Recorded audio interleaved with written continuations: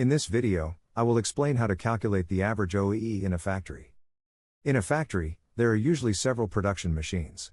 For example, this factory has 6 machines, and we have implemented an OEE monitoring system, so we can obtain the OEE value for each machine. Here are the OEE values for each machine in the factory. The next question is, what is the average OEE for the entire factory? Let's break it down and find out. If we use the usual approach, we might simply add up the OEE values of all machines and then divide by the number of machines. But is this method really accurate? Or are we missing something important here? Let's take a closer look. You're right. That approach isn't quite accurate for calculating the average OEE. So, let's dive a little deeper and really break this down. How do we actually calculate the average OEE the right way? First, let's review some OEE time terminology that we often hear when discussing OEE. The first is working time. Working time is the total working period during a shift.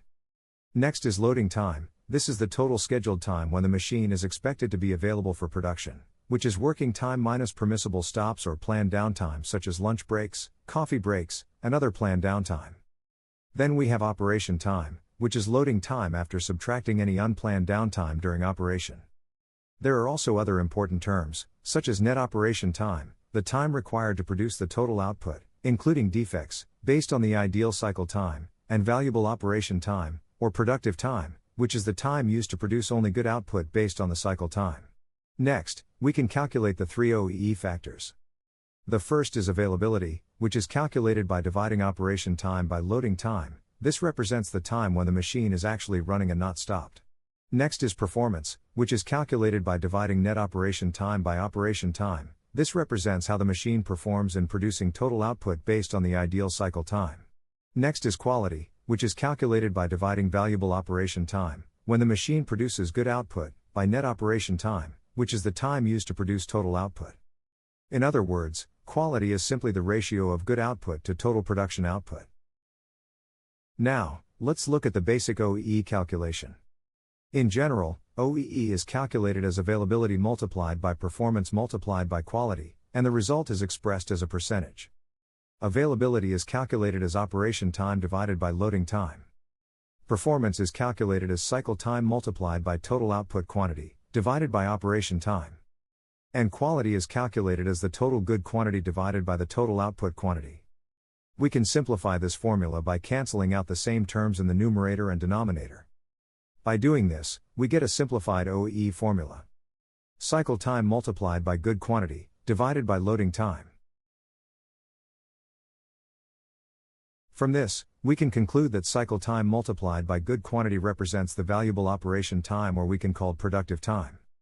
Therefore, OEE is the valuable operation time divided by the loading time.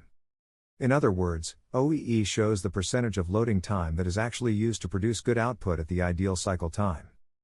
So, based on the OEE formula, we can use it to calculate the average OEE more accurately.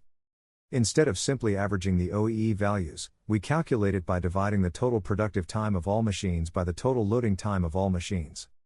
This approach is actually known as a weighted average, where each machine contributes proportionally based on its loading time. So, for the average OEE case we discussed earlier, we cannot rely on the OEE values alone. We also need the loading time and productive time data for each machine to get an accurate result. And here is the data.